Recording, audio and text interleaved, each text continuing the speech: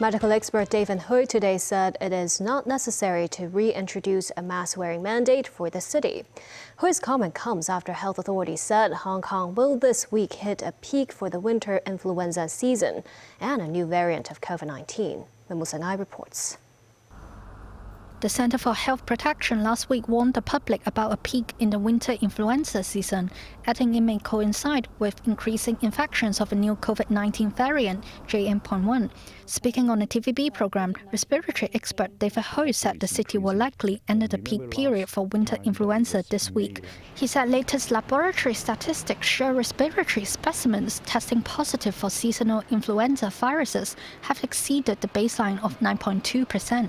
Hui warns of serious consequences for those struck by influenza and COVID-19 at the same time. If someone happened to be infected with both COVID-19 and influenza, then there is actually increased risk of the respiratory failure. And there is also higher chance of in-hospital mortality. So I need to emphasize that the high-risk groups, like elderly, people who have chronic illness, people who have immunocompromised condition, they should actually receive the seasonal flu vaccine and also COVID vaccine. Hui meanwhile said he believes it is not necessary to make everyone wear a mask again. After the major outbreak in the fifth wave, we have developed hybrid immunity in the community. So people who have been infected and they also receive vaccinations. So the disease actually is getting milder.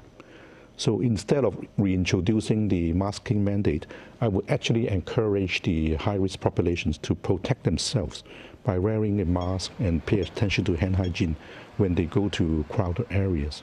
While the new COVID-19 variant, JN.1, is more transmissible, its severity has not increased. Hui said people inoculated against XBB should not panic about JN.1 because the vaccines can produce antibodies and neutralize the variant. Mims 9, TVB News.